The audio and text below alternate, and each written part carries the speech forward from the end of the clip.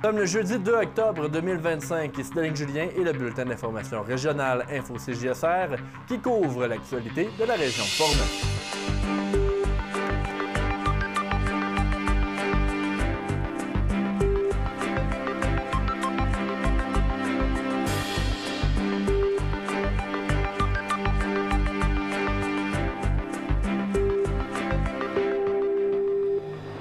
La ville de Saint-Raymond inaugure son pavillon d'accueil dans le parc ponctuel Assurance. La Régie régionale des matières résiduelles de Portneuf a organisé un gala la semaine dernière. Les journées intergénérationnelles de la région de Portneuf seront organisées à Saint-Léonard ce week-end. Et finalement, nous vous présentons l'ensemble des candidatures dans les 18 municipalités de la région de Portneuf pour les élections municipales de 2025. Bonne émission tout le monde!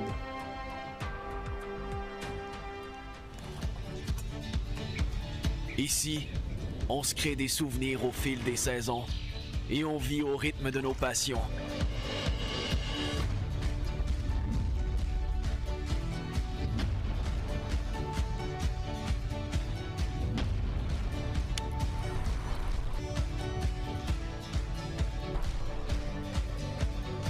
Ici, quand l'aventure nous appelle, on répond.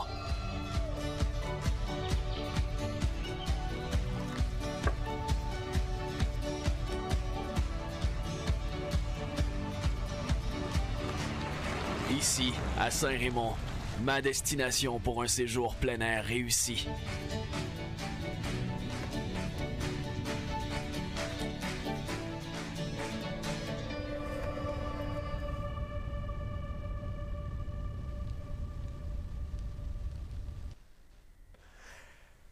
Mesdames et messieurs, bonsoir. La ville de Saint-Raymond procédait à l'inauguration du pavillon d'accueil du parc provincial Assurance jeudi passé, 25 septembre.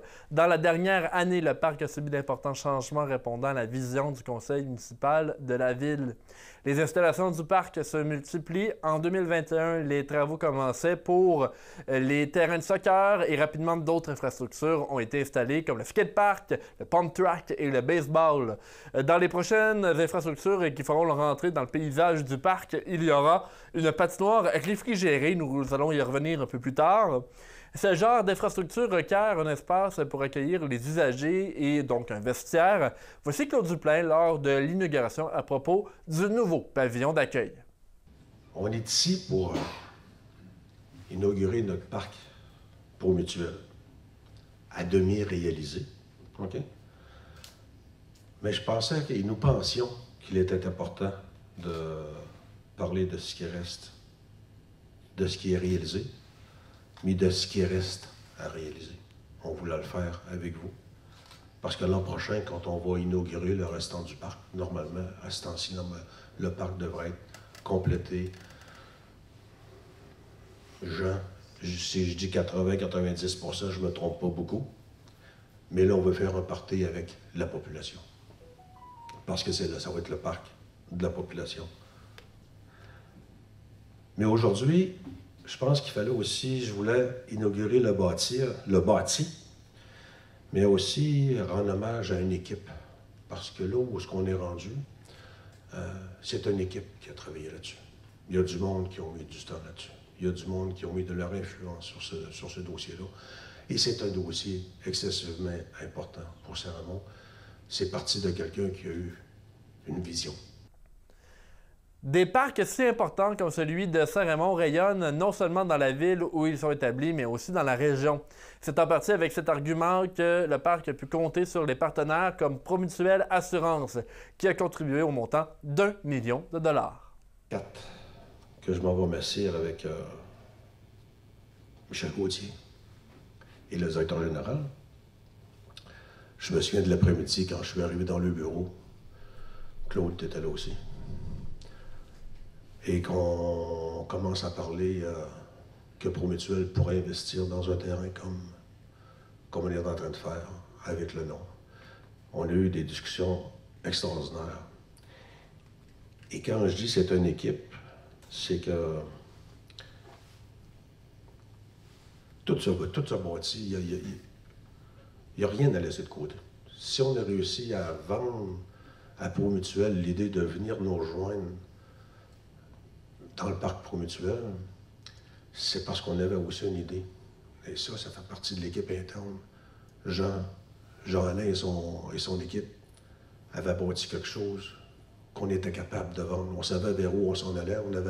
On avait projeté dans les années ce qu'on réussirait à faire. Et Michel et le directeur général ont accepté cette fois-là. C'est en mai 28 qu'on inaugure l'annonce du parc Promutuel. Et Promutuel a investi 1 million dans le parc Promutuel. En plus de Promutuel, Saint-Raymond a pu compter sur le gouvernement du Québec qui en est allé d'une subvention de 8,6 millions. Claude Duplain en est allé d'un hommage au député Vincent Caron.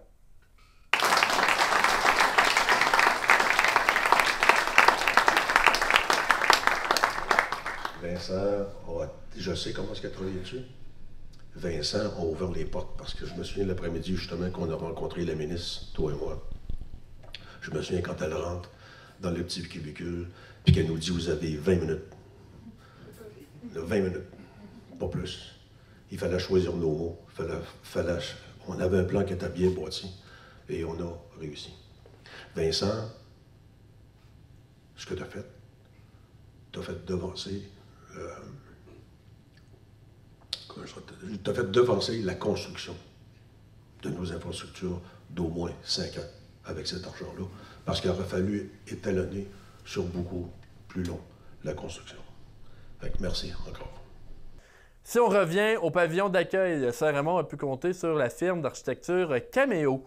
Voici Pierre Lépine, architecte, qui explique le travail derrière le visuel du bâtiment. Pierre Lépine, architecte de Saint-Raymond. Je suis venu avec mon collègue Nicolas Drolette, là, qui vient aussi de Saint-Raymond. On a formé notre bureau il y a 5 ans, puis on amène nos talents où les gens veulent bien les entendre et les voir. Donc, en fait, quand on est arrivé ici, puis que la Ville nous a demandé d'élaborer un concept pour le parc Promutuel, on s'est dit, ben écoute, en petit gars de Saint-Raymond, on va peut-être être bon pour trouver une idée qui est rassembleuse, puis qui vient finalement mettre notre... comment je peux dire ça? La particularité du fait que les deux, on venait de Saint-Raymond au sein du projet.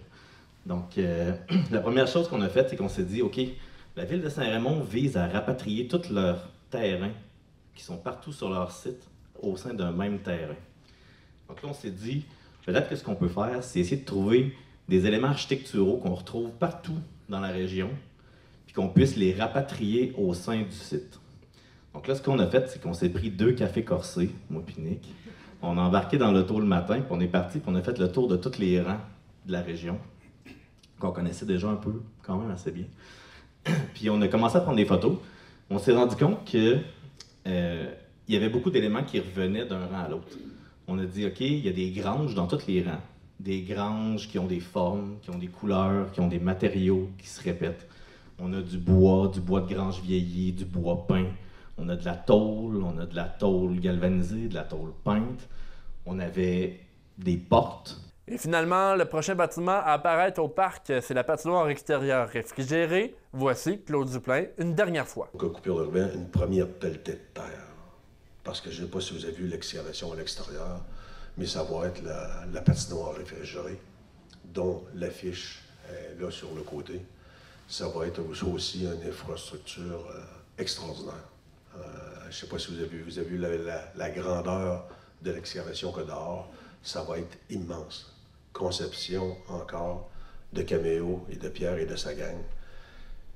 Et qu'on en a travaillé pour décider chaque détail. On a décidé aujourd'hui de la couleur de la teinture. On met une couche, on met 2 couches, la couche de protection, comment, puis tout était pensé. Je pense qu'on va avoir... on est allé visiter plusieurs patinoires extérieures, plusieurs ce qu'ils appellent des péréos. Le monde, ils vont être jaloux de nous autres, je peux vous dire. Et en plus, c'est qu'on est arrivé par hasard dans un moment où les prix de construction ont droppé. On a sauvé énormément d'argent. On a été surpris de l'argent qu'on a sauvé sur le coup. Cette fin de semaine, à Saint-Léonard, il y aura les journées intergénérationnelles de la région de Portneuf, organisées entre autres par la table de concertation des aînés de Portneuf. J'ai parlé à la chargée de projet Marie-Charles Nadeau. Voici cette entrevue. Les journées intergénérationnelles de la région de Portneuf, ça se passe en fin de semaine. J'ai avec moi Marie-Charles Nadeau, chargée de projet au volet intergénérationnel à la table de concertation des aînés de Portneuf. Bonjour Marie-Charles. Bonjour. Vous allez bien? Oui, ça va bien, merci. Donc, on parle des journées intergénérationnelles de la région de Portneuf à Saint-Léonard. En quoi ça consiste? Bien, en fait, c'est 2 jours de festivités où on invite les gens de la région de Portneuf à venir s'amuser avec nous parce que c'est un peu notre ligne du week-end, c'est que le plaisir n'a pas d'âge. C'est qu'on peut s'amuser à tous les âges. Puis, en fait, on a créé des activités pour que peu importe que vous ayez 5 ans ou 70 ans, ben ce soit plaisant pour vous ce week-end-là. Et pourquoi c'est important de faire des activités comme ça, intergénérationnelles, pour vous à la table de concertation? Bien, parce que ça permet aussi de tisser des liens, de briser l'isolement, puis une meilleure compréhension entre les générations. Souvent, on a des petits stéréotypes, qu'on soit aîné, adolescent, on a une vision un peu, des fois, erronée de nos pères. Là. Des fois, on dit « Ah, ouais, il me semble que les vieux ou les jeunes d'aujourd'hui », tu sais, il y a des petites phrases comme ça aussi qu'on entend souvent. Bien, en stimulant les interactions intergénérationnelles, ce que ça fait, c'est que les gens apprennent à mieux se connaître, à mieux se comprendre, puis ça amène à une communauté beaucoup plus tissée, serrée, puis beaucoup plus solidaire. Et justement, votre événement, vos 2 jours d'événement, ça se déroule du côté de l'église de Saint-Léonard de Portneuf, qui est en processus de requalification. Pourquoi on a choisi ce lieu-là? Bien, d'abord, on cherchait, c'est ça, un espace assez grand pour recevoir diverses activités.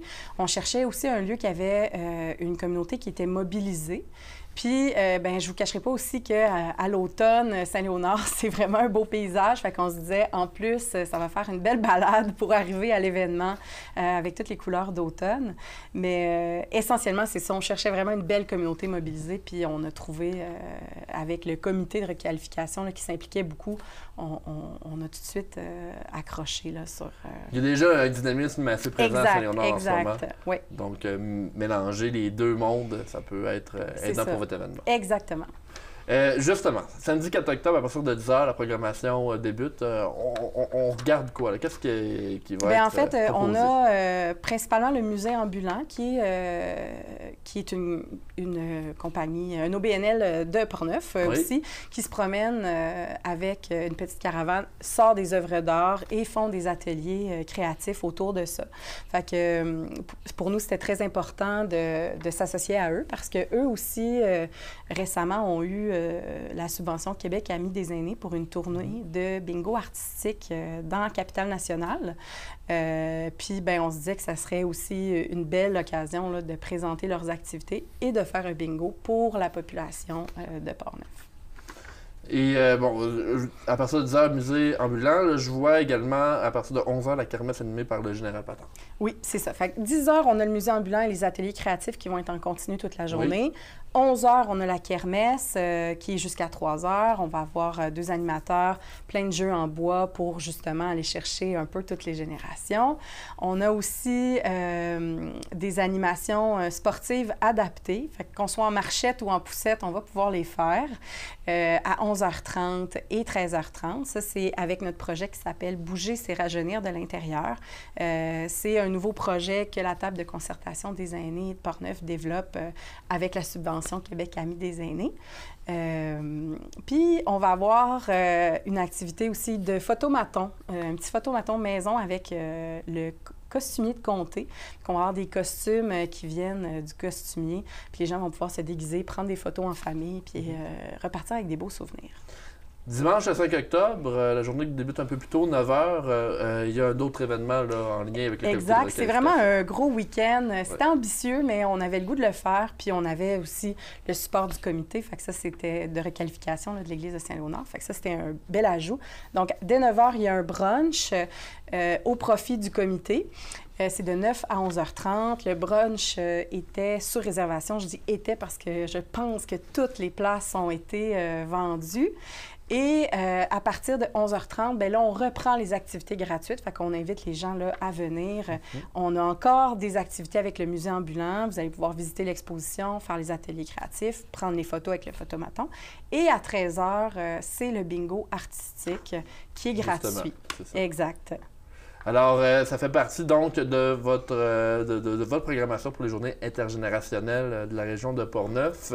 Évidemment, la question est déjà répondue lorsque je vais la poser, mais ça s'adresse un peu à l'ensemble de la population. Oui, c'est ça. C'est vraiment, il va y avoir des jeux, mais il y a aussi un espace café avec le café de la Place Léo qui va être ouvert pendant tout le week-end. Fait que les gens peuvent venir simplement prendre un café, jaser, observer un peu ce qui se passe. Je pense que tout le monde peut y trouver sa place, peu importe l'âge. Marie-Charles, en plus de tout ça, au niveau de la programmation, la gang de Mijote ta vie va collaborer là, à votre événement. Bien oui, en fait, on leur a demandé là, de cuisiner des muffins, des petites quiches, des petites galettes pour offrir là, sur place au Café de la Place Léo. Fait que c'est vraiment une belle collaboration parce que c'est un beau projet là, d'insertion socio-professionnelle.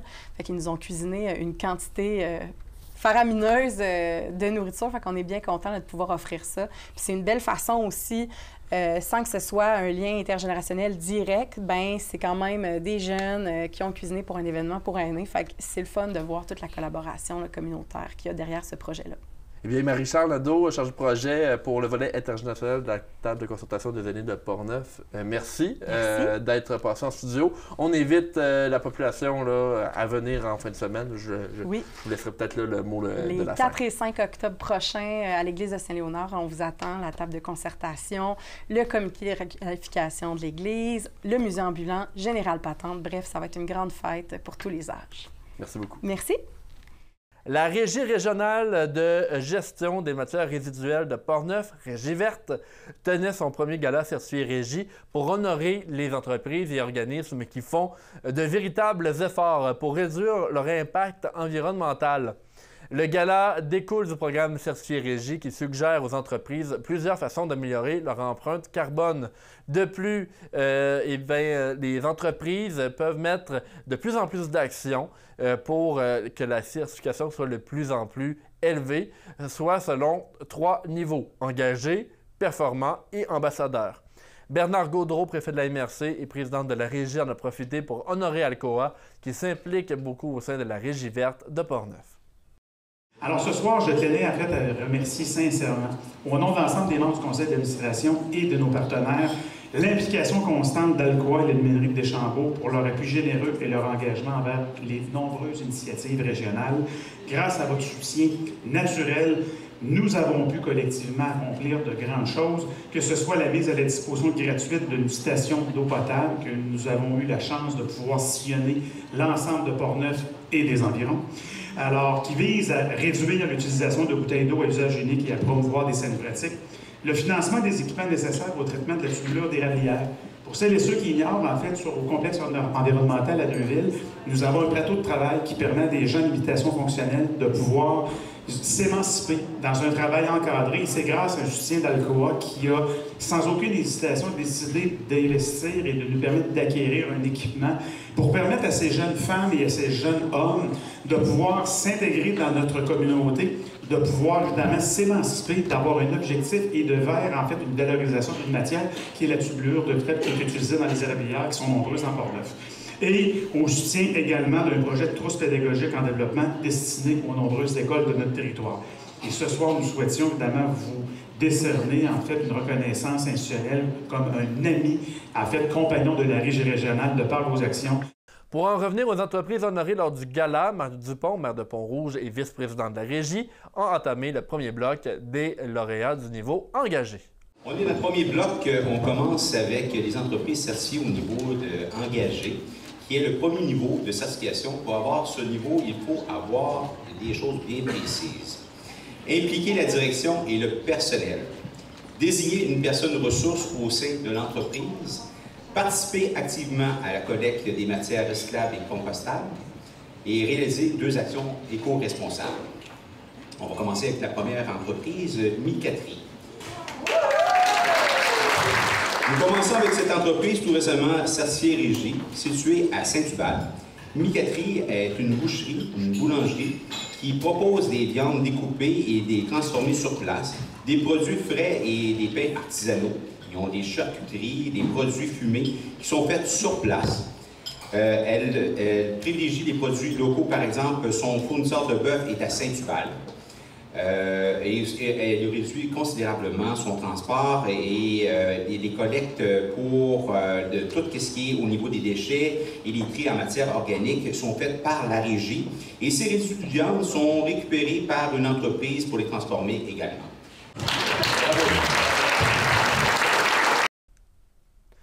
Et finalement, le volet ambassadeur, on entend une dernière fois Bernard Gaudreault. Alors, nous poursuivons avec les certifications de régie au niveau ambassadeur, donc des entreprises et organisations qui ont mis en place 6 actions responsables. Donc, marché d'alimentation du Sablon, donc un marché d'alimentation qui est situé à Saint-Alban. C'est bien plus qu'un dépanneur. Le commerce utilise des produits locaux qu'ils transforment sur place. Ils partaient de loin. Ils ne faisaient aucun compost avant leur certification. Et en quelques semaines après le passage de la régie verte, les employés savaient mieux trier. Ils ont pratiquement éliminé le plastique. Ils produisent 3 fois moins de déchets. Donc, une transition qui a été facile grâce, entre autres, à Francis et Lydia qui prenaient le projet à cœur. Toujours en rapport à la Régie verte, une annonce importante au niveau environnemental a été faite ce mardi 30 septembre. Cette annonce concerne le traitement du lixivia que l'on retrouve sur le site d'enfouissement de Neuville. Premièrement, qu'est-ce que c'est que le lixivia? C'est donc un liquide contaminé qui, sous forme liquide, s'infiltre à travers des déchets enfouis dans un site de décharge. C'est donc causé soit par la pluie ou la neige. Ce liquide est riche en substances dissoutes qui proviennent de la dégradation des déchets. On parle de matières organiques, de nutriments et de métaux lourds. Il est dangereux pour l'environnement, souvent reconnu comme une couleur orangée. Il doit être collecté et traité par un processus spécialisé avant tout rejet.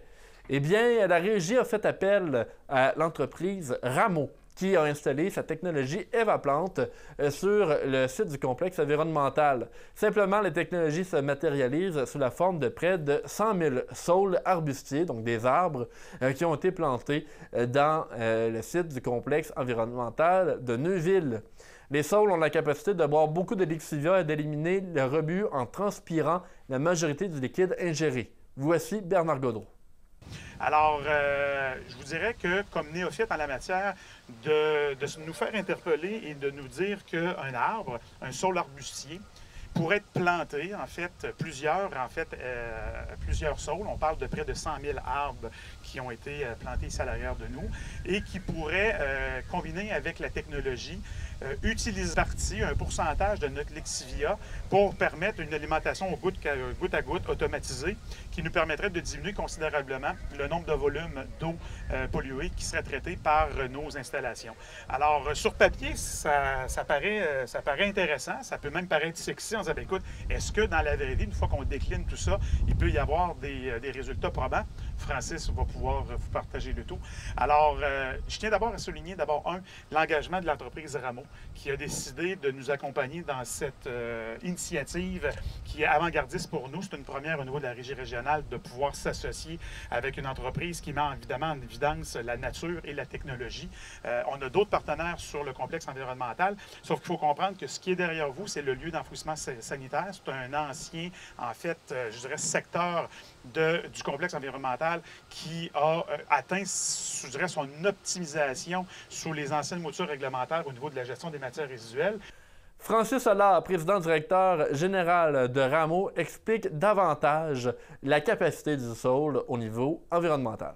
Vedette ici, c'est les 100 000 saules qui ont été plantés parce que la nature, souvent on se plaît à dire, la nature, c'est des millions d'années d'itération, puis ils font des choses qu'on comprend encore mal aujourd'hui. Puis c'est un peu ça qu'on a réussi à développer au fil des années avec plein de projets de recherche et qui mènent à cette finalité-là ici. Le projet ici, dans le fond, le saule a une grande... On dit souvent qu'il y a un défaut, il consomme beaucoup d'eau. Puis au départ, quand on faisait nos projets de recherche, on se rendait compte qu'on n'était pas capable de collecter l'eau dans les lisimètres parce qu'il n'y en avait pas. Puis là, ben, on s'est dit, ben, c'est peut-être ça la fonction principale, c'est que justement, il n'y a pas de ruissellement, il n'y a pas d'eau qui sort du système. Fait que ici, dans cette plantation-là, chaque litre d'eau, chaque goutte d'eau qui va être irriguée reste dans la plantation et ne s'en va pas dans le milieu récepteur. Un peu plus tôt, je parlais avec M. le Président de la rivière, du bassin versant de la Jacques-Cartier. Ici, c'est quand même assez frappant. La rivière Jacques-Cartier est à quelques centaines de mètres. C'est une rivière qui a quand même une signification, qui est une rivière, une de nos rivières à saumon au Québec, le saumon de l'Atlantique. Puis, l'avantage d'un système comme ça, c'est qu'il n'y a aucun rejet et tous les contaminants qui sont inclus dans ces lexivia-là restent ici et ne s'en vont pas dans la rivière. Donc, aujourd'hui, on commence à découvrir toutes sortes de nouveaux contaminants qu'on ignorait il y a quelques années. Et ce que vous avez fait comme geste, c'est aussi, à la limite, une solution pour les contaminants qu'on va découvrir dans les prochaines années. Alors, au total, ce sont 96 000 saules qui ont été plantés, l'équivalent d'une superficie de près de 10 terrains de football. Les rendez-vous RH de Portneuf sont très utiles pour les entreprises qui souhaitent en apprendre davantage sur la gestion de leurs ressources humaines. Cette année, la journée sera en fait une demi-journée. J'ai parlé de tout ça avec la responsable Julie Trudel. On invite Julie Trudel en studio pour nous parler des rendez-vous RH jeudi 30 octobre au Centre multifonctionnel Roland-Dion. Bonjour Julie. Salut Yannick, ça va? Ça va bien toi? Ben oui. Bon, Julie, ça fait un bout qu'on se connaît. On va se tutoyer pour cette entrevue. Rendez-vous RH, bon, ça s'adresse aux gens qui occupent des fonctions de cadre, surtout. Oui. Dans les... faut pas confondre avec la journée des superviseurs, mais quand même les ressources humaines. Ouais. C'est quoi exactement? Oui, elle est un peu différente. On a deux journées. On a rendez-vous RH puis la journée des superviseurs.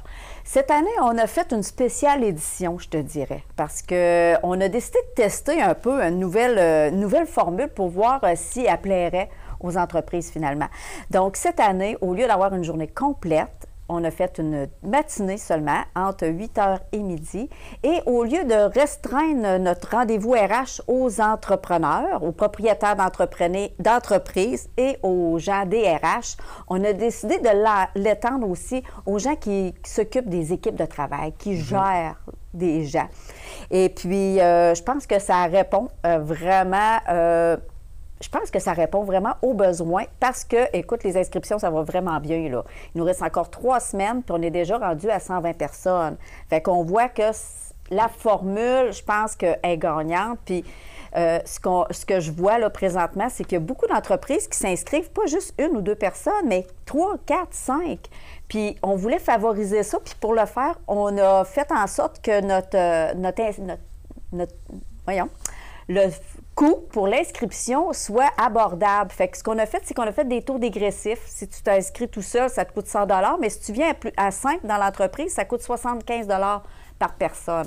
Fait qu'on a voulu vraiment rendre ça le plus abordable financièrement, mais également que ça rentre dans les agendas chargés des gens.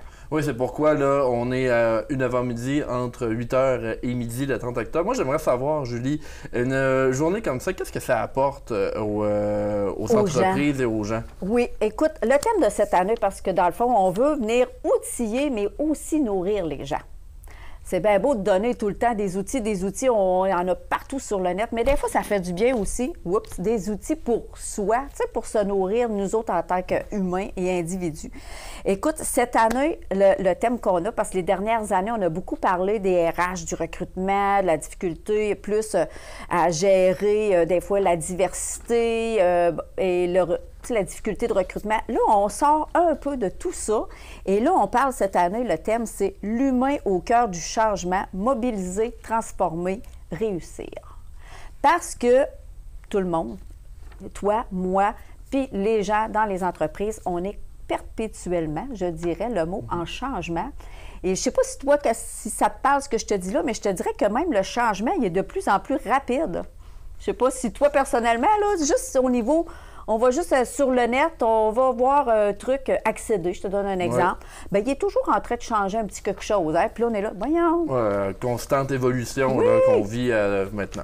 Fait que là, les entreprises, c'est la même affaire. C'est continuellement en changement. Puis, veux pas du changement, ça demande de l'adaptation, ça génère du stress, il y a de la résistance des fois au changement. Fait que c'est toute cette notion-là aussi qu'on va venir parler pendant cette journée-là. Écoute, on a 2 bonnes super conférencières. Je te nomme, je les lis parce que, écoute, je ne veux pas m'enfarger dans le titre des conférencières. On va recevoir Anne-Lise Martinez qui est de l'entreprise HPP Conseil et elle va venir parler de s'outiller pour co-construire le changement parce que l'humain fait toute la différence. Fait qu'elle va venir aborder vraiment, tu sais, dans une entreprise, quand on a géré un changement, comment on fait pour que ça se fasse bien dans une entreprise. Une bonne fluidité, donc. Oui, une meilleure fluidité, des trucs, des conseils, des astuces. On va avoir même des mises en contexte, des mises en situation. On va avoir à se creuser les méninges, trouver des moyens pour le faire. Fait qu'on va vraiment être actif, on va travailler. Ensuite de ça, on a une pause et après, on a notre conférencière coup de cœur. On a toujours une conférence coup de cœur à chacun de nos événements. Et cette année, c'est Isabelle Fontaine. Ceux qui ne la connaissent pas, c'est vraiment une personne d'exception, une excellente conférencière qui est bien connue et reconnue, qui en fait vraiment beaucoup. Et elle, c'est l'art de surfer sur le changement et de naviguer dans l'incertitude, outil pour agir avec plus de légèreté et de liberté. Pourquoi elle va venir plus travailler la notion de changement mais en lien avec soi? Je te dirais, là, c'est notre conférence pour venir nourrir l'humain qui est assis dans la salle. Pas juste lui donner des outils. Pas le gestionnaire, mais la personne. Les gestionnaires, la personne. Okay. La personne dans son travail, mais aussi dans sa vie personnelle. Pourquoi qu'il y a des changements qui nous énergisent et d'autres qui nous épuisent? Hein? Des fois, hein, c'est juste un changement, mais pourquoi qu'il y en a un qui te fait « Wouh! » puis un qui te fait « Brrr! » Des fois, c'est la manière, l'attitude qu'on a. Fait que c'est tout ça qu'elle va venir expliquer au niveau, comment je te dirais, que ça se passe dans nos neurones puis dans notre corps pour essayer de sortir notre épingle du jeu le plus possible. Fait que voilà. Alors, on rappelle les dates. La date, c'est le 30 octobre, entre 8 et midi. Oui. Puis les gens sont invités, c'est de 8 h à midi, mais dès 7 h, les gens vont pouvoir arriver et on sert un bon déjeuner. On va avoir de quoi de bon que nous réserve le chef Jean-François Dumondial. Fait que ça va être vraiment bon, c'est que ça coche. Comment les personnes peuvent faire pour s'inscrire? Facile. Tu t'en vas sur Internet, rendez-vous RH Portneuf. Tout écrit ensemble ou séparé. Google, il va tout vous donner ça. Et puis, vous avez le lien, vous cliquez, vous payez avec votre carte de crédit et bingo, on vous attend. J'ai une dernière question pour toi, Julie, en terminant l'entrevue. Parce que là, je t'ai demandé pourquoi c'est important pour les personnes de participer à ce genre de formation-là. Mais maintenant, point de vue régional, pourquoi c'est important d'avoir régionalement des rencontres comme le rendez-vous RH pour épauler l'emploi, en fait? Bien, écoute, je pense que c'est important.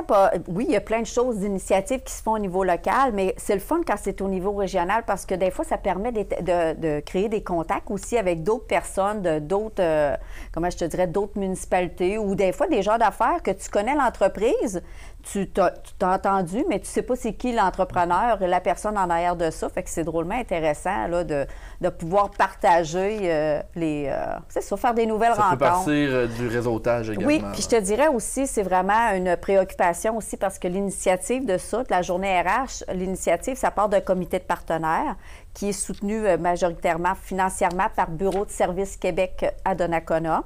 Et puis, il y a les partenaires financiers qui sont la MRC de Portneuf et la SADC de Portneuf. Et ensuite de ça, on a les organismes en employabilité aussi qui sont partenaires comme Carrefour Jeunesse Emploi, Accès Travail Portneuf, La Croisée. On a l'Union, la Chambre de commerce de l'Est de Portneuf aussi qui est là. J'espère que j'en oublie pas. Là.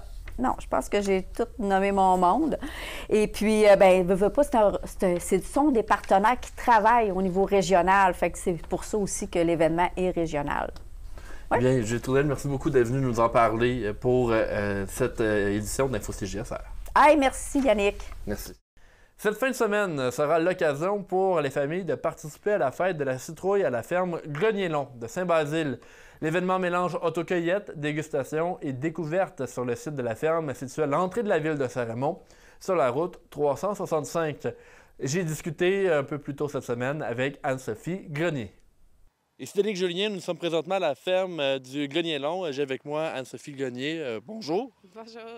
Anne-Sophie, on s'est vu il y a quelques semaines pour la route des arts et saveurs. Là, on est de retour sur le site de votre ferme parce qu'en fin de semaine, il va y avoir la fête de la citrouille. On voit d'ailleurs derrière nous les citrouilles qui sont déjà toutes installées. Une fête qui est assez importante, 3e année là, pour vous à la ferme Grenier-Long. Oui, c'est la 3e année qu'on fait ça. Là. On organise ça, mon conjoint puis moi, en partenariat avec différentes entreprises du coin. C'est notre initiative, en fait, d'initier ça par le fait qu'on voulait un événement qui fait rayonner encore les entreprises de Portneuf, un peu comme la route Arts et saveurs. Puis d'année en année, bien, c'est ça, on ajoute des invités à notre journée du samedi. Là, fait que ça se tiendra samedi le 4 octobre cette année.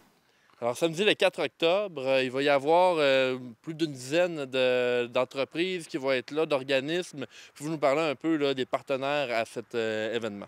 Oui, bien, on reçoit là, depuis le début le Fief Gaulois qui va être là avec une offre alimentaire. Je crois que cette année, c'est de la poutine qu'ils font avec nos patates biologiques produites ici même à la ferme. Ils vont avoir des petits animaux sur place.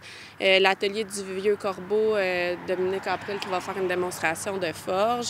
On a Tourisme Saint-Raymond qui va être là aussi pour promouvoir les activités là, de la région de Portneuf. La brasserie La Fosse qui revient cette année encore avec leurs produits de microbrasserie. Donc, probablement qu'elle va sortir là, une bière faite à partir des melons d'eau de la ferme ici, la Bermuda. Ensuite, on a Andréane Chevrier, une jeune autrice là, qui a déjà publié plusieurs romans, qui vient partager là, ses romans avec les jeunes.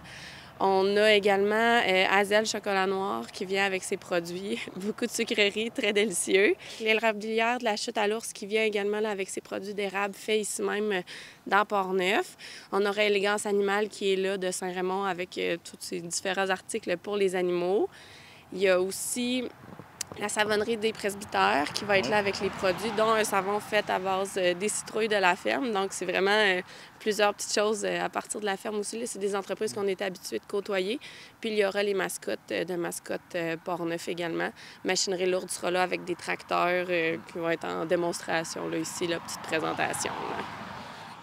Sophie, pourquoi c'est important pour vous et votre conjoint de faire des événements avec les autres entreprises, les autres personnalités de la région de Portneuf? Bien, d'un, je pense que comme parents, depuis qu'on a notre petite famille, on aime ça se déplacer dans des événements puis prolonger un petit peu notre visite, découvrir plus d'une chose dans un même arrêt, c'est facilitant pour une jeune famille. Puis pour nous, bien, par les entreprises qu'on côtoie par le marché public de Saint-Raymond notamment, puis par d'autres initiatives du coin, bien, on aime se donner l'opportunité entre nous de briller un petit peu plus puis de se faire découvrir. On a découvert nous autres mêmes différentes entreprises puis, producteurs par ces événements-là, fait qu'on aime ça pouvoir redonner puis faire rayonner les autres également. Et justement, dans les partenaires que vous invitez, il y a plusieurs exemples d'économie circulaire. Hein? Il y a le Fief Gaulois qui prend vos patates. Il y a également, là, je pense, la bière, le melon d'eau. Donc, ça vous aide aussi par la bande. Donc, c'est du donnant-donnant là, pour vos partenaires et vous de faire des partenariats. Oui, exactement. Puis, tu sais, pour toutes ces entreprises-là qui reviennent d'année en année, bien, c'est signe aussi que l'événement plaît puis qu'ils aiment s'impliquer là-dedans. Là. On va se le dire, une petite sortie aux citrouilles en famille à l'automne, c'est un petit classique. Donc, justement, on invite les familles à venir cueillir leurs citrouilles. C'est possible de faire de l'autocueillette, je pense. Oui, c'est ça. L'autocueillette va être possible toute la journée de samedi. Il y aura également des légumes, notre gingembre frais ici ou même au kiosque. Ça va être possible, sinon, de se procurer des courges et citrouilles au kiosque. Tout ce qu'on espère, c'est qu'ils ne gèlent pas trop d'ici là pour que les récoltes soient en parfait état. Eh bien, merci beaucoup, Anne-Sophie, d'avoir permis qu'on se déplace encore une fois sur votre merveilleux site. On rappelle, là, vous êtes situé à Saint-Basile, juste à proximité de Saint-Raymond, l'adresse exacte. Oui, on est au 192 Grand Rang, directement entre Pont-Rouge et Saint-Raymond sur la 365. Ferme du Grenier-Long, merci beaucoup. Bien, merci à vous. Quoi de mieux que le début du mois d'octobre pour parler chasse? Eh bien, pour les prochaines semaines, nous allons avoir une chronique avec Samuel Gendron. Pour la chronique de cette semaine, je lui ai demandé, eh bien, au niveau de la chasse qui protège ou pas les femelles et les veaux, eh bien, on en est où cette année et comment ça fonctionne auprès des chasseurs? Alors, nous avons avec nous Samuel Gendron de Chasse et Pêche dans la peau. Bonjour Samuel, ça va bien? Salut, oui, super bien mon cher. Samuel, on va commencer cette chronique. J'ai envie qu'on parle de la ZEC Jeannotte en particulier parce que, bon, dans la chasse cette année, pour la ZEC et, partout dans le secteur, c'est année permissive. Ça veut dire qu'on peut abattre les bocs, les femelles, les veaux. Par contre, du côté de la ZEC Jeannotte, on demande aux chasseurs de ne pas abattre de femelles ou de veaux. Il faut quand même comprendre que rien dans la loi l'interdit cette année. Bon, en tant que quelqu'un qui s'y connaît un peu dans la chasse et la pêche, Samuel, ça pose quand même une véritable question d'éthique.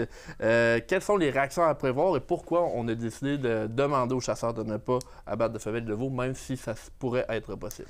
Oui, bien c'est un bon point. Quand tu m'as contacté pour ça, je suis allé chercher de l'information parce que je trouve que c'est un bon point. Légalement, on ne peut pas, on peut, comme tu le dis, mais par contre, je suis allé voir un peu plus loin, puis le cheptel, la qualité du cheptel dans la zone 26 qu'on parle ici est vraiment en chute libre depuis plusieurs années. J'ai quelques chiffres que je vais te présenter dans quelques instants, mais ce qui arrive là, c'est qu'on veut devancer, quand je dis on veut, ce sont les gens là, qui ont manifesté leur projet de ne pas abattre de mâles ou de veaux. Oui. On veut prendre l'avant sur le projet du plan de gestion du ministère qui s'en vient pour 2026 parce que les chiffres sont drastiques. Et puis, c'est drôle à dire, mais les chasseurs, oui, on va tuer un animal, on va le récolter, on va prendre la viande, mais on les aime, ils les aiment tout de même, puis ils ont peur qu'avec cette année permissive, la pente descendante soit augmentée. Donc, c'est pour ça qu'il est fait, puis je vais te donner des chiffres là-dessus. Oui. J'ai pris ça en note ici. Oui, vas-y. On t'écoute, Samuel. Justement, il faut dire que la Jeannotte n'est pas tout seul là-dedans. Là. Il y a plusieurs secteurs qui sont touchés, mais on va entendre les chiffres que tu nous as trouvés. Oui, c'est ça. C'est pour la zone 26 qui inclut la Jeannotte. Donc, si on regarde en 2021, ça fait pas longtemps, là, il y a environ 1200 orignaux qui ont été récoltés.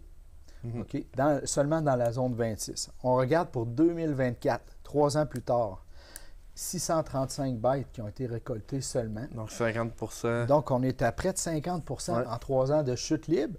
Je suis allé voir un peu plus loin. En 2012, on avait 5,4 orignaux au kilomètre carré dans le secteur de la 26. Je dis bien 5,4. On est rendu à 3,3. On est après coupé de moitié.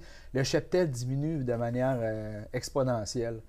Donc, moi, je comprends les gens qui manifestent cet intérêt-là de vouloir le protéger parce qu'on voit à long terme. Je dis on, mais je veux dire, les gens voient à long terme. Ils veulent protéger l'espèce et aller au-devant. Maintenant, le ministère, lui, il y a un plan de gestion qui s'en vient, qui tient et qui va tenir compte de la situation. Mais c'est une grosse machine, je veux dire, le ministère, le gouvernement. Donc, c'est un peu plus long. Puis, il faut que les études soient validées, revalidées, archi-validées.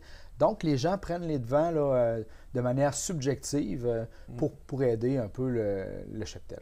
Et là, pour un chasseur qui entend ça, évidemment, c'est peut-être du cas par cas parce qu'on se demande si moi je laisse passer une femelle et que, 2 km plus loin, elle se fait abattre, ça n'a pas vraiment fonctionné. Ça coûte cher la chasse pour participer à ce sport-là. Donc, il y a quand même ce petit problème-là qui doit peut-être être discuté là, dans les secteurs. C'est sûr et certain, puis tu lèves un bon point là. Puis en fait, c'est vraiment du cas par cas, puis il faut rester dans le respect. Il faut rester dans le respect là-dedans parce que c'est pas une loi. Puis à un moment donné, on aime les animaux, mais on ne peut pas empêcher quelqu'un de faire quelque chose qui est légal. Oui. Donc, c'est un peu de bonne foi et de bonne volonté que ce que je comprends que ce système-là est en place. Puis je respecte ça et c'est sûr et certain qu'il va y avoir des frictions, c'est garanti. Par contre, je ne crois pas que c'est le but de l'exercice, mais ça va être inévitable.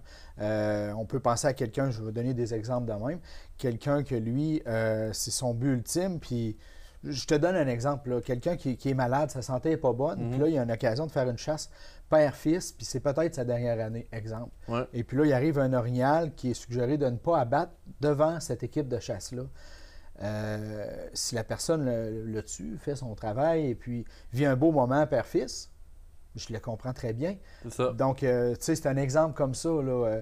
Puis il y en a plusieurs. Ça peut être moi avec mon gars, ma première année de chasse. J'ai dit, Charlot, c'est pas grave. Si tu tires un veau, on va avoir vécu un bon moment, tu vas être fier, puis on va avoir de la bonne viande tout de même.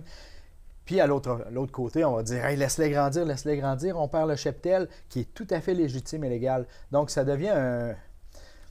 Donc, une année un peu plus difficile au niveau de la chasse dans ce secteur. Oui, c'est ça. Puis, faut garder le respect, je pense, entre les gens là, pour éviter que que ça... Je pense que c'est effectivement le mot d'ordre, Samuel. Ouais. Sam, tu es avec nous. On va profiter de ta présence à CJSR pour peut-être parler du niveau de la rivière Jacques-Cartier, le saumon d'Atlantique. Bon, ça se passe comment? Est-ce que le saumon est dans la rivière? Bon, je pense que tu as des données là, à nous présenter. Oui, bien, en fait, si je prends ta question, comment va le saumon cette année, la montaison dans la Jacques-Cartier, mais aussi partout au Québec, ça va mieux. Ça va mieux parce que l'an dernier, on a eu une catastrophe au niveau du Québec entier, au niveau des montaisons. Encore là, j'ai des petits chiffres que je vais te présenter. Oui. Ce qui arrive, c'est qu'ici, en passant, il faut que je te dise ça, la rivière Jacques-Cartier, c'est l'endroit au Québec où ce que la rivière est la plus loin de la mer, où ce que le saumon revient pour monter. C'est la plus à l'ouest du Québec. Donc, nos valeureux saumons dans la région de Portneuf, c'est les plus guerriers, les plus forts, parce qu'il y en a qui sont très proches de la mer, plus vers, je veux dire, la Gaspésie, exemple. Okay. Donc, un petit clin d'œil à nos saumons de Portneuf, sont très, très forts. Regarde, je vais te donner une idée de chiffre, tu vas comprendre très bien pourquoi ça va bien, puis pourquoi ça n'a pas bien été. En 2022, 567 saumons ont monté la rivière Jacques-Cartier. À chaque année, c'est répertorié. 2023, 433, qui est quand même bien. Ouais. 2024, attention, seulement 100 saumons ont franchi la rivière. 100 saumons. Donc, c'est incroyable. Malgré les efforts qui sont faits en plus. Oui, les efforts, c'est ça. Il y a beaucoup d'efforts qui sont faits, puis dans le fond, on ne le pêche pas dans Jacques-Cartier. On travaille juste à le garder actif et en vie. Donc, c'est vraiment majeur. Puis, il y a eu des tables de concertation avec le gouvernement, avec des associations qui sont pour le saumon, pour essayer de comprendre. Puis, il y a trois hypothèses qui ont été émises par rapport à ça au moment où ça a été très bas. Est-ce que j'ai oublié de te dire cette année? C'est segmenté. Là. Oh, bien que je m'excuse, on a remonté. Là, on est rendu à 189. On a presque doublé par rapport à l'an dernier. Ouais. Donc, on observe une légère tendance vers la haute, fait que c'est très bon. L'hypothèse là, la plus fortement parlée, c'est dans le détroit de Belle-Île, qui se trouve vraiment à l'est du Québec, dans l'océan. Nos saumons passent par là, puis ils vont passer du temps là pour grandir, manger un certain moment de leur vie, un certain temps de leur vie. Après, ils reviennent dans leur rivière ici, comme la Jacques-Cartier, pour aller frayer. Donc, dans ce secteur-là, il y a de la pêche commerciale qui se fait, qui n'est pas régie par les normes québécoises. Et puis, on suspecte que, il y a beaucoup de prises accidentelles qui sont faites dans les filets depuis quelques temps. C'est une des hypothèses. L'autre aussi, dans ce secteur-là aussi, il y a de l'élevage de saumon en mer. C'est comme une ferme de saumon, mais en mer. Donc, on se suspecte qu'il y a peut-être des bactéries, des choses comme ça, qui, dans leur environnement, que nos saumons sauvages auraient pu contracter. Donc, c'est le secteur dont tu parles là, qui est un peu problématique et qui aurait... C'est une zone grise. C'est comme, oui, exactement. Puis l'autre hypothèse qu'on a, c'est les changements climatiques. Les températures d'eau changent beaucoup. On peut voir qu'il y a moins d'eau dans les rivières depuis quelques années. Le fleuve dans le coin du lac Saint-Pierre, c'est incroyable. Donc, tous ces facteurs-là font qu'on vit un changement. Puis l'année passée, c'était drastique. Et puis, en conclusion, on a un retour progressif vers une belle tangente. Samuel, au niveau de ton émission, tes émissions, Chasse et pêche dans la peau, version radio, version télévision, qu'est-ce qui s'annonce là prochainement? OK. Bien, c'est sûr, j'ai encore quelques petits tournages à faire. Justement, j'en ai un, je vais aller à la perdrix, à la petite chasse avec mon Charlot, mon garçon qui a 12 ans. Il a passé tous ses cours de chasse, fait que petit clin d'œil, on va l'habiller comme ça, il va être sécuritaire. On va tourner ça va être intéressant de voir ça. Après ça, j'ai des belles aventures, on va aller pêcher, entre autres, le flétan. Le thon, c'est des choses qu'on va voir dans la prochaine saison, qui va être en janvier 2026. Puis au niveau de la radio, c'est à toutes les semaines avec Choc 88.7 et puis Radio Crash, Aventure Chasse-Pêche. À chaque semaine, j'ai une émission avec des invités intéressants. On parle de biologie, de l'actualité de la chasse, de la pêche. Des fois, j'ai des gens célèbres, je vais dire, ou des gens plus connus, comme j'ai une émission dernièrement avec Hugo Girard, qui s'est prêté au jeu. On a parlé de ça. Lui, il vient de Portneuf, c'est intéressant. Mais Portneuf-sur-Mer, dans le coin de Bécomo-Forestville. OK, c'est pas le même Portneuf. Exactement. Donc, on a des échanges par rapport à ça. Chaque semaine apporte son lot de surprises. Puis j'ai bien du fun. Puis ça, c'est à toutes les semaines à 18h sur les dimanches. Les dimanches, oui. Bien, évidemment, on te remercie d'avoir été des nôtres, Samuel, pour l'entrevue. Peut-être donner un petit coup d'œil, un petit clin d'œil là, à l'équipement qui nous a été prêté pour l'entrevue. Oui, Tractic. Tractic, qui est une compagnie québécoise qui fournit des équipements, des accessoires, chasse et pêche. Puis ce que j'aime, là, dans le cas ici, là, c'est une petite veste, mais pour enfants. Moi, j'ai souvent vu ça. Tu vas à la chasse avec un enfant, puis c'est un gros dossard tout arrangé à la mitaine. Là. Donc, il offre entre autres des produits comme ça. Il y a des vestes avec plusieurs options qu'on peut mettre une bouteille d'eau, un compas, pas un compas, une flashlight, plusieurs équipements. Dans le fond, c'est une compagnie qui crée, qui innove, puis c'est distribué partout au Québec. Puis ce qui est intéressant, Tractic, ils ont pignon sur rue dans le cœur de Saint-Raymond ici, donc on peut aller faire un tour là, puis ils sont distribués partout au Québec. Alors, c'est une bonne nouvelle d'avoir ça à Saint-Raymond. Samuel Gendron, Chasse et pêche dans la peau. On vous invite donc à partir de ce dimanche 18h pour l'émission à Choc et à partir de, je crois, janvier, de retour sur les ondes de CJSR. Exactement. Merci, Samuel. Ça me fait plaisir. Élection municipale 2025, CJSR souhaite vous informer sur toutes les candidatures reçues jusqu'à présent. On rappelle que la date limite pour les candidatures est le 3 octobre. Voici un tableau préparé qui concerne les 18 municipalités de la région. On commence donc avec Saint-Raymond. À la mairie, 2 candidatures, Philippe Brasseur, Claude Duplain. Et ensuite, nous avons Louis-Maxime Renaud, Philippe Gasse, Cathy Moras, Yvan Barrette, Corinne Moisan, et Serge Allaire et Mélanie Jobin pour le siège numéro 6. Ensuite, nous avons du côté de Donnacona. Eh bien, il n'y a pas beaucoup de changements à Donnacona. Jean-Claude Léveillé, qui était le maire du dernier mandat, se représente. Ensuite, au poste 1, Jean-Sébastien Bonin, René-Claude Pichette. Le poste 2, Francine Bouchard. 3, Jean-Pierre Pagé. 4, Nicolas Clermont, Sylvie Lambert. 5, Francis Bellemare, Gilbert Hamel. Et 6, Daniel Archibald et Madame Blais. Pour Cap Santé, Michel Blackburn et Tommy Lefebvre à la mairie. Ensuite, nous avons Aïssa Germain-Cameron, Henri Johnson. Martin Jacobs, Danny Perron, Mario Denis, Claude Roy, José Calderon, Jacques Jackson, Sylvain Bourgeois et François Trottier ainsi que Jimmy Vachon. Et finalement, au siège 6, je n'ai pas eu le temps. Pour Deschambault-Grondines, Jean Cloutier, Sylvain Ouimet, Jean-François Provencher, Jacques Brazeau, Guillaume No, Marianne Lavallée, Isabelle Mengui, Antonin Marchand, Jérémy Belland, Alice Le Breton, François Godin, Bellerive pour Deschambault-Grondines. On se rappelle que Patrick Bouillet, maire, ne se représentait pas. Lac-Sergent, pour le moment, nous avons Jean Rochette. Ensuite, Daniel Artaud, Patrick Filion, Jean Leclerc, Denis Tremblay, Diane Pinette et Dominique Sanson. Et finalement, Stéphane Martin ainsi que Jean-Guy Vigneault.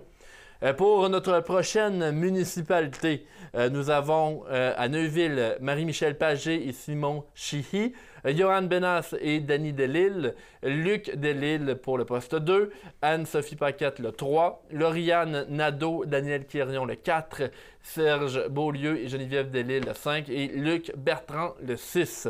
La prochaine municipalité, c'est Pont-Rouge. Des élections à prévoir. Danny Bisson et Mario Dupont à la mairie. Ensuite, beaucoup de personnes. Mathieu Bisson, Jérémy Fitzpatrick, Louis-Philippe Mercier, Nathalie Potvin, Philippe Caron, Nathalie Richard, David Montminy, Jérôme Trudel, François Bouchard, Éric Robitaille, Lina Moisan, Guy Côté et Dany Lamontagne. À Rivière-à-Pierre, Daniel Cochon. Nous avons Cindy Quentin et Louise Gabouré au poste 1. Mariette Roué et Daniel Tremblay le 2. François Bélanger, Denis Robert, Denis Grégoire, Sylvain Landry et Cynthia Vigneault au poste 6. C'est donc pour Rivière-à-Pierre.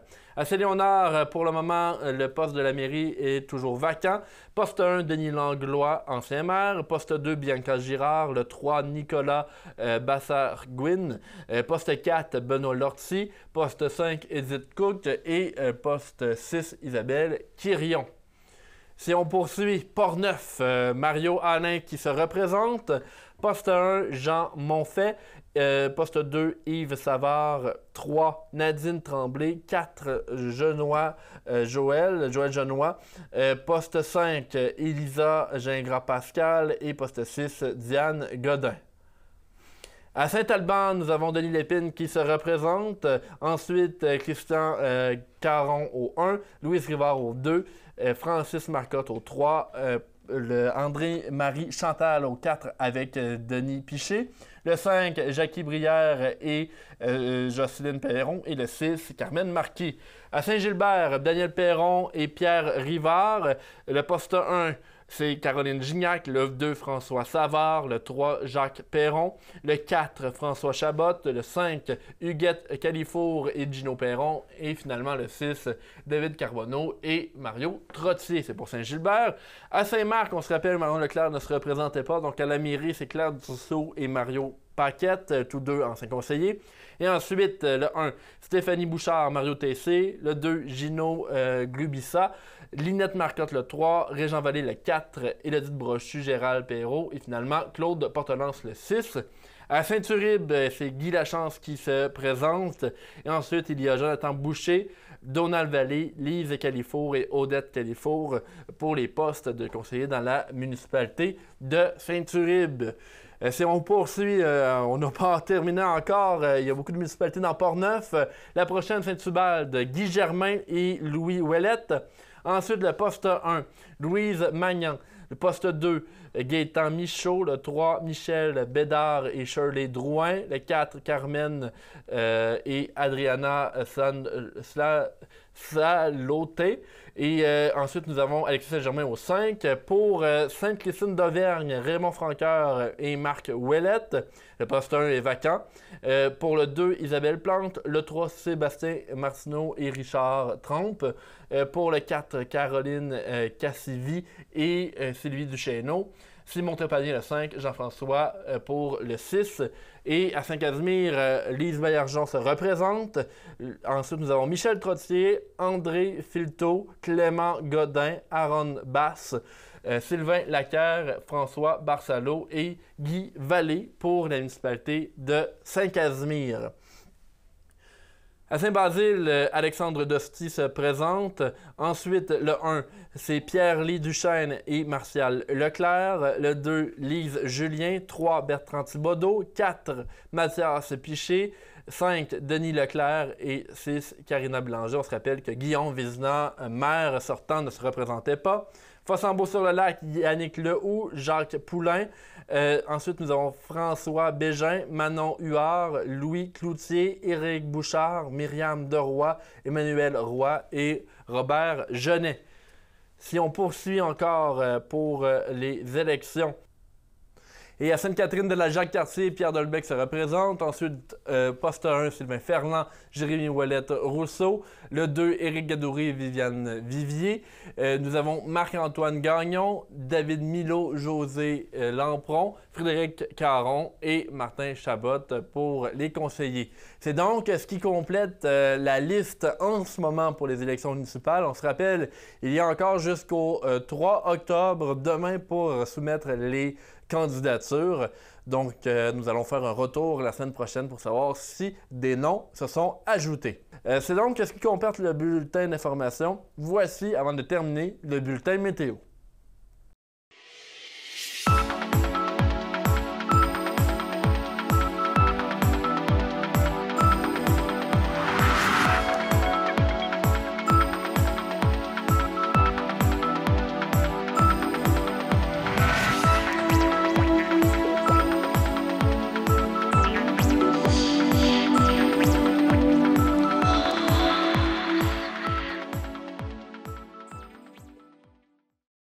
Je rappelle que le bingo est de retour et la soirée bingo recommence ce dimanche à partir de 18h. Vous pouvez vous procurer vos cartes auprès des dépositaires habituels. Et pour l'improvisation, il y aura un match pour l'équipe de l'improvisation Port-Neuf Alouette.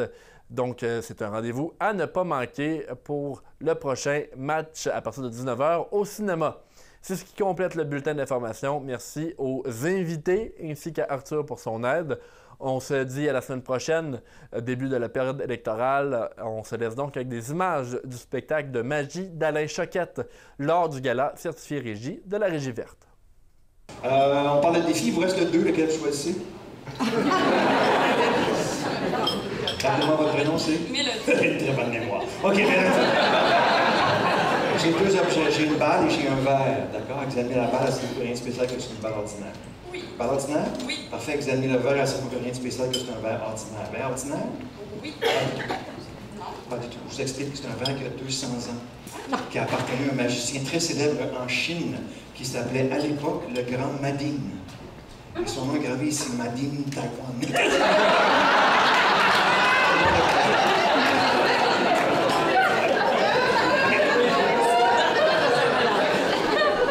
Mélanie, je place la balle dans le verre. Le but du jeu est simple, il faut suivre la balle. C'est ça le défi. On parle de défi, il faut suivre la balle. Vous l'entendez? C'est vrai, c'est pas des enfants? Oui. Combien? Attention, c'est parti. Main ouverte, est-ce que je choisis? Vert. Oh non! La main, oh non! On commence, Mélanie?